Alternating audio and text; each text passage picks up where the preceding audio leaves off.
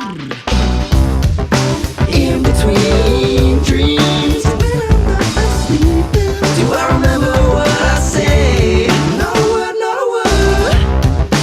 In between dreams, these are the personal, conversational, recorded highlights of the day. I had this conspiracy theorist dude coming up to me on the beach in Morecambe. And like, Right. I was walking my dog, and he started off by, I think he might have been walking a dog as well. I can't remember, but he started off. Your dog. Yeah. No, his own dog. But he started off by saying, like, oh, you know that when the tide comes in, it comes in irregularly, so you got to make sure that you're clear and safe or whatever, which was useful information because. Well, that's not a conspiracy theory. That's just true. No, yeah, like that's how all those cocklers tragically died there in I know. 2002 or whenever it was. But I think you're the conspiracy theorist at this point, Ben. No, but he went on to start telling me about all these things. Like he was saying how the government have a machine that controls the weather, and Oh right, yeah. and they they use that to control consumer patterns and stuff like driving sales one way or another or whatever. And Oh right, because people shop more when it's good weather or something. yeah, it's something like that. And then he started saying how the missing link evolutionarily between like whatever the closest simian is to humans, like they've never found it. And he was saying sort of with certainty, like I'm guessing he must have gotten to the point where he's bored of people not believing him, so he just says it as though it's normal. Yeah. He was going like, so humans are not from this planet. We came here at some point, and the government are the ones who were in charge on that planet, and they've like somehow brainwashed or hidden from us sort of normal aliens. Yeah, the truth. Yeah, the truth that we're not actually from here. And then either I can't remember if his argument was that they've invented evolution and tried to make it seem like we're like these monkeys, or whether right. As an explanation for our origin. Yeah, or whether it's just that we've been searching for one and that's what we've come to, but it's actually just wrong. Yeah. You just like, there's no furniture. You just sat in the middle of the room with like a pizza on the floor. Yeah, with like one naked bulb just dangling and swinging slightly. But the cord for the bulb's so long, it's like just barely off the pizza. It keeps it warm. Yeah, it's like when you're at the hot deli counter in Morrison's or something. Oh yeah, I frequent there frequently. Who's coming to the party? Like a giant Google Deep Dream thing. Have you seen those pictures? Yeah, pretty much. They can do videos as well now. Where they're just like scrambling like weird dog and otter faces into everything. It's brilliant. Dreaming deep, let's talk about a deep dream. Speaking of like people getting in trouble on Facebook, these celebrities and stuff, or even just normal people. You've whetted my interest. My whistle is moist. I was wondering, and I haven't really got an answer, but like famous people whose names are like household possessions. Right, yeah, like exactly. Vacuum cleaner. So you go on Twitter, you look for vacuum, and there he is, a couple tweets a day. Getting thousands of retweets.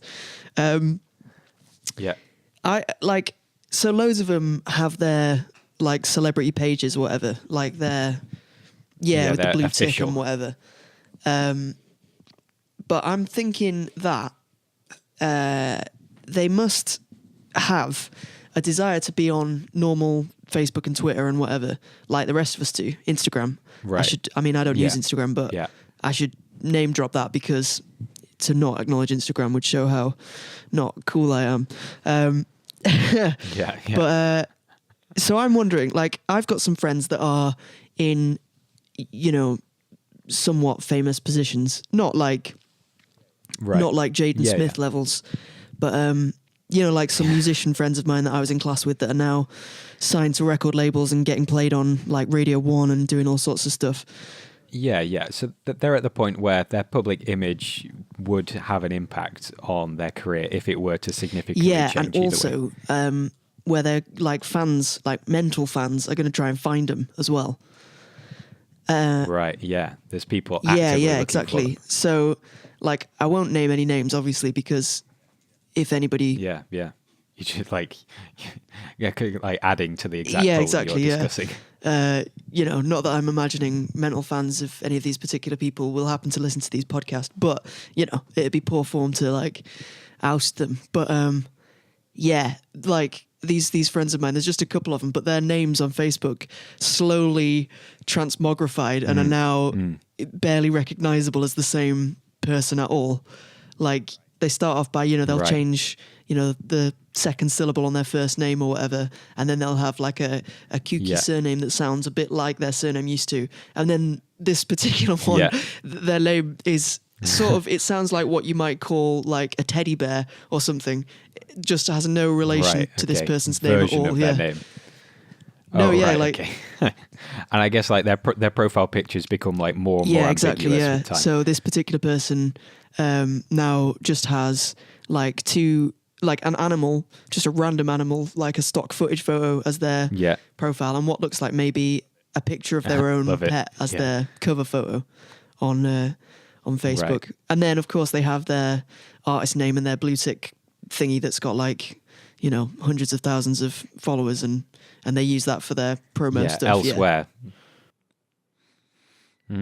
So you're saying like, do celebrities have like secret, like how they might, I don't know, put a jersey on and like a cap because they want to go to 7-Eleven without being recognized as being famous. They just want to do the same thing on Yeah, exactly. social Yeah, media. because I mean, I guess like famous people are probably in general more busy than non-famous people, or at least they're less prone to having like days of just scrolling about online, maybe. But they're still going to have that Yeah, desire that we all have to mess around online, see what their friends are up to and stuff. Well, yeah. Well, yeah, I'm sure they've got, or maybe it doesn't work like that. Maybe, I mean, I'm sure there's a certain amount of like moderation that goes into their online profiles Yeah. and image. But there's certainly been celebrities who have made mistakes or tweeted the wrong thing, and then it's been taken down later. So I think, and maybe this isn't the case, maybe for some celebrities their social media is entirely controlled by some kind of manager Yeah. or management system, and other people have total direct access, but they seek advice from people in Yeah. sticky situations.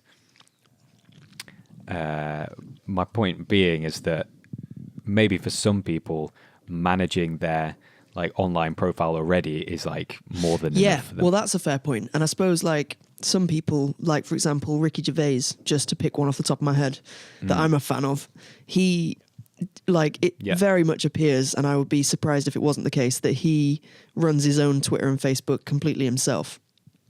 Right. And he's having fun. He's posting like jokes and he's like ripping into political issues and stuff like that. But I mean, Yeah. I'm thinking more somebody whose persona doesn't really allow them to do that.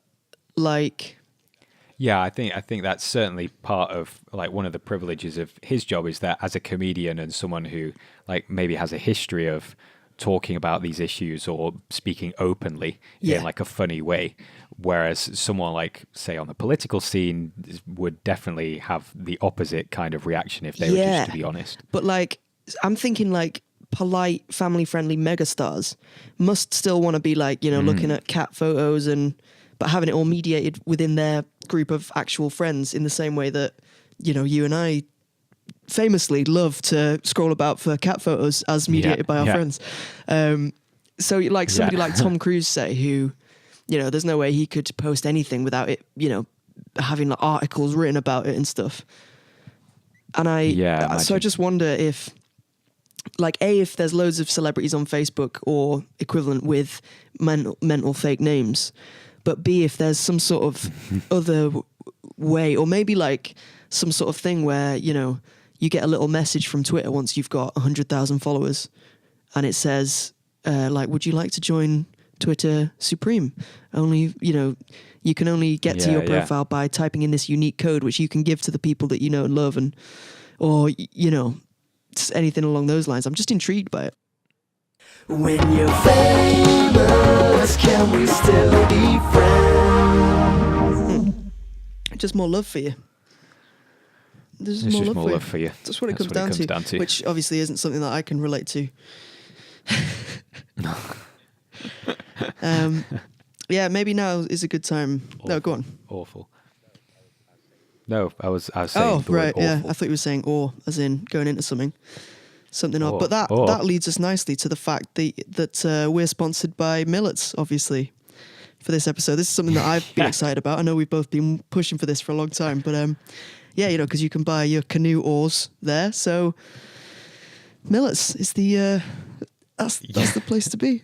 As if that's how we'd introduce our advertisement section to the podcast. It'd just be like, oars. Yeah, well, you need, you know, what I'm realizing now is I'm fairly sure you can't buy oars at Millets. Maybe they have.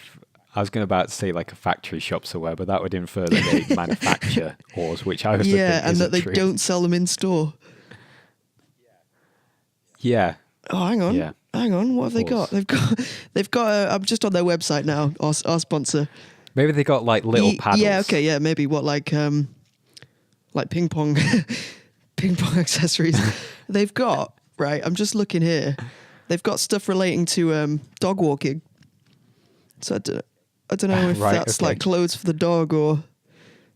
All right, so they've got a section on their website, our sponsors, Millets, which Millets. is like you click on dog walking and then it takes you to a load of like specific boots and coats and stuff, which I would imagine you can also find on other areas of their site. But yeah, but these are kind of like selected specifically I believe for so. dog walking. For your use, not for dogs. Yeah, no, it's like they're human jackets and stuff. Oh, but I scroll further and they've got a little mountain paws femur throw toy.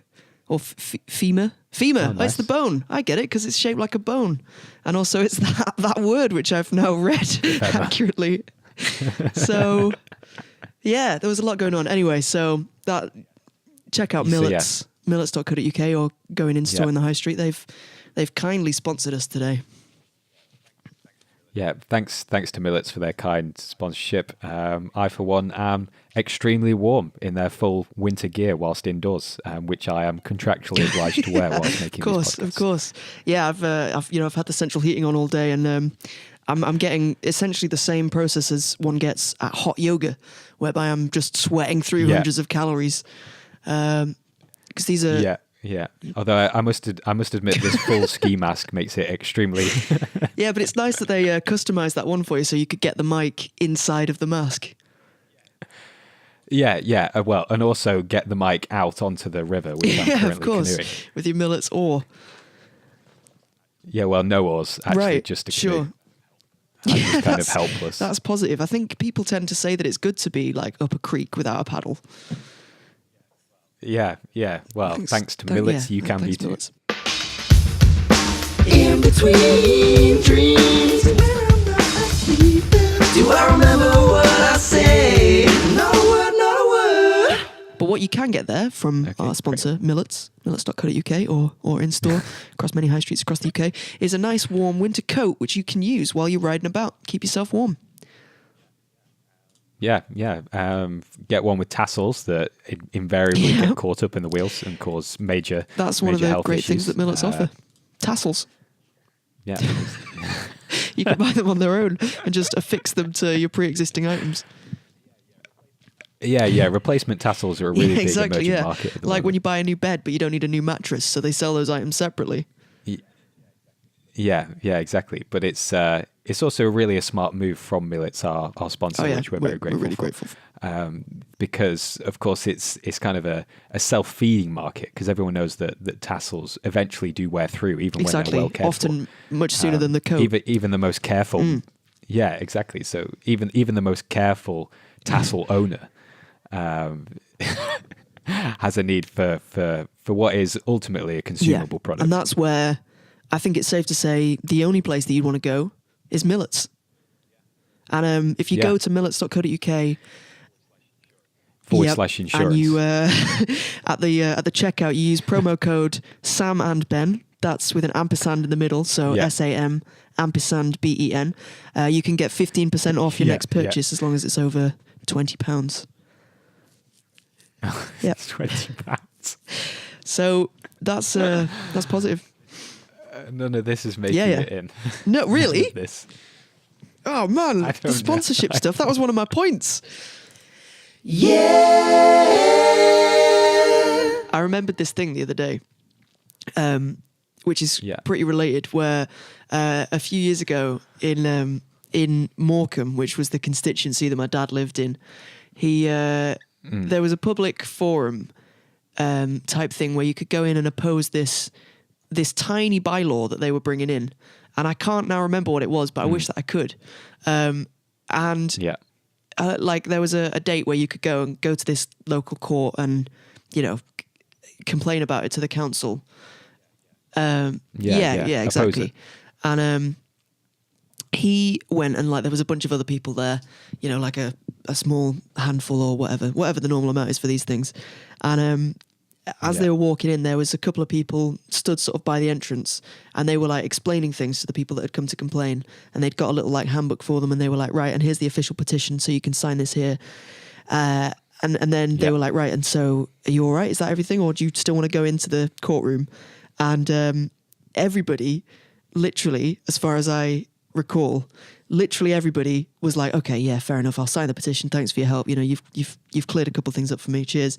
Except for my dad, who just loves to have a go at the establishment or whatever, and I don't even know if it was something that he was particularly passionate about, stopping this particular bylaw, but he went in it was like him and whoever else from the council was in the room, and he was the only person on his side of the argument, and alone tried to oppose this bylaw just for the sake of doing it, basically, and was unsuccessful, but quite content. I like what I'm more impressed by is that almost, or at least what I imagine, is that the council knew that if they had someone at the door who like acted as not like an impenetrable barrier, but like an extra layer of commitment that people had to go through to get into the room, and an extra layer of someone saying, look, you can sign this thing, it's really easy to do, and you're actually committing to the cause that you've come here to do.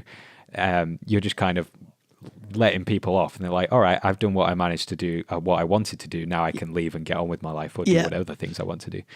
And in doing that, the council have just entirely managed to almost, apart from your dad, like eliminate their competition. Well, I mean, I can only imagine it was strategic. Yeah, I think it may well have been, and I think that was part of why my dad was so enthused to like push past this little peripheral thing, get past the like socially, less acceptable move, and be like, no, well, thanks for your time, but I'm gonna go into the courtroom, please. Yeah, exactly. And so it was just him versus the local council, and he lost, as you would, So it was good that. Yeah, I appreciate the guts that you have to go through with that, and also to argue it with conviction. Yeah, I mean, I wonder what it was like. He probably would have been quite aggressive in that situation, I feel. Not like outrageously, but I could imagine that. Who's coming to the party?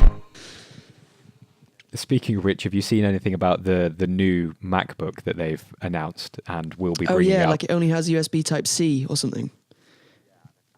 Yeah, and I only think it has one of them as well, or like a handful. So then they have all these separate dongles, right, which convert the USB Type-C. It's not even Lightning. They're not even using the Lightning cable anymore. So there's no way to directly connect an iPhone 7 to the laptop without one of these dongles. It's so stupid that. SD cards you can't directly connect. Like it doesn't even have the magnetic little charger anymore, which have been on Macs for as long as I can remember. I have no idea. Well, that's fun. But it's like, it's just ridiculous. So people have been uproar about the fact that it's not even any lighter or thinner, I think, than the previous version. Its hard disk is 16 gigabytes maximum. because they're supposed to be promoting the online, cloud services. And it's only got So if you- dual core as well, doesn't it? Yeah, so if you produce a laptop with only so much space, people are forced to use your cloud service. And which we all know is very blah, trustworthy blah, and blah. reliable. Yeah, as per Yeah, our exactly. earlier discussion. So, in response to everyone's outrage, do you know what they did? They lowered the cost of the That is good. because before they were like What? $70 each.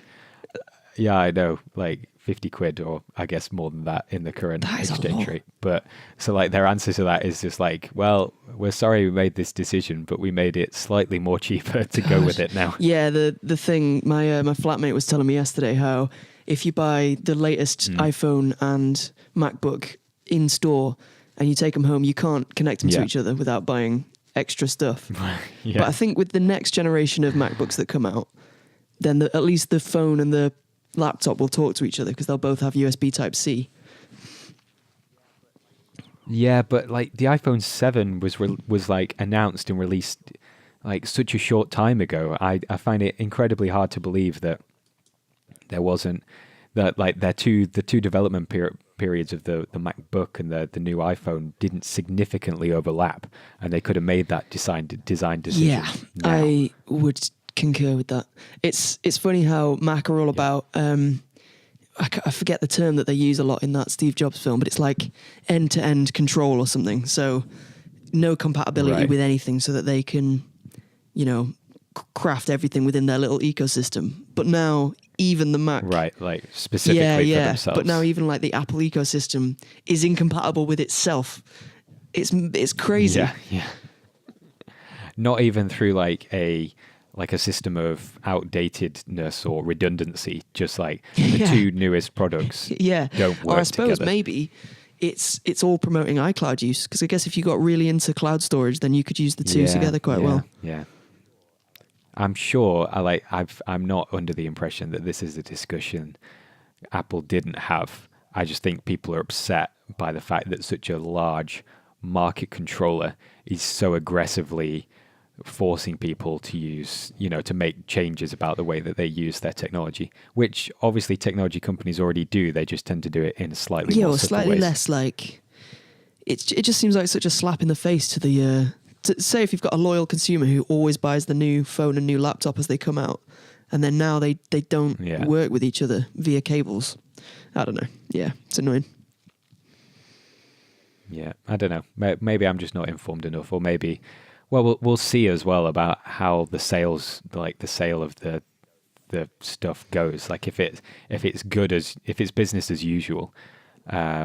It's like when the last laptop and stuff came out. People always have, because they're kind of renowned for Yeah, like when they innovating got rid of the and disk stuff. So drive. I think, yeah, or with the new iPhone and they got rid of the headphone Oh jack. right, has that actually already happened? Yeah, the iPhone 7 So you've doesn't got to have a headphone buy jack. like branded, like specifically built headphones with that right lightning thingy. Yeah, or you can get an adapter, because obviously loads of people own third-party headphones. It's like a Yeah. huge, enormous market, and you want to be able to connect those. Or you can have these AirPods, which are just little wireless Oh, that's kind of cool. headphones. But yeah, like Apple bought is Beats as kinda well, didn't they? So is that their idea? They're going to phase out the mini jack yeah. and make it so you got to have an Apple product if you want to use Beats and that sort of thing. Yeah, probably. There ain't nothing wrong with the Nope. mini jack, though. It's I think robust, theoretically the audio quality like- can be better if you go digitally. But I mean, I work in audio. I'm not a fidelity expert, but mini jacks Yeah. are very fine, high quality stuff. Yeah, and they're just like a little version of a standard stereo jack, which are an industry Yeah. standard.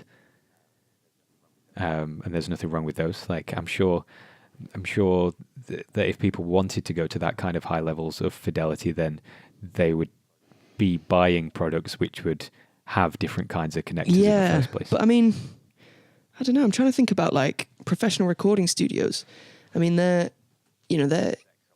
Well, you use well, XLR, right? Yeah, maybe, but I mean, not for headphones. That would still be just like a regular jack, No, no. but the what is it, half inch Yeah. instead of quarter inch, whatever. It's Yeah. crazy. Wow, I just looked it up to find the figure. Apparently, according to this Google search, Apple bought Beats for $3.2 billion. Oh god. Yeah. Wow. It's not, I mean, like, I know they don't even sell that much, though. Their product range is really quite narrow, as far as I'm aware, anyway. I mean, maybe they've got their fingers in other things, but as far as the headphones are concerned, and then, like, the portable hi-fis, and obviously their marketing is just, like, and their product placement is just off the chain. Yeah. But, like, so therefore their market value is incredibly high. But for, like, a company that was bought out for several billion, which I'm sure was a very well considered and careful move by Apple, like, they don't actually make they that not? much. And from what I hear from a lot of people, the quality isn't even that good. No, I mean, if you're compared to talking other about, products. I mean, but it's classic for Apple to buy a thing that quality-wise is not great, but is very highly revered branding-wise. Yeah. Yeah, popular. You know, it's very well packaged, very well marketed. Terrible headphones. Yeah, awful. I mean, Right. I guess the way they win is they like hugely emphasize the nice bits of frequencies that people tend to gravitate towards. They're kind of like a club Right. in your headphones, like Right, okay. no mids at all, and loads of bass, and then loads of the nice bits of treble, but not too much of the super harsh bits. So you can crank that schniz, and it's like, it's so nice. But I mean, you're losing the soul of stuff if you listen through Beats, I think, and I'm being quite, audiophilically elitist in that statement, but that's what I believe. Yeah, They're terrible. Yeah. Well, I hope you're not listening to the song Beats.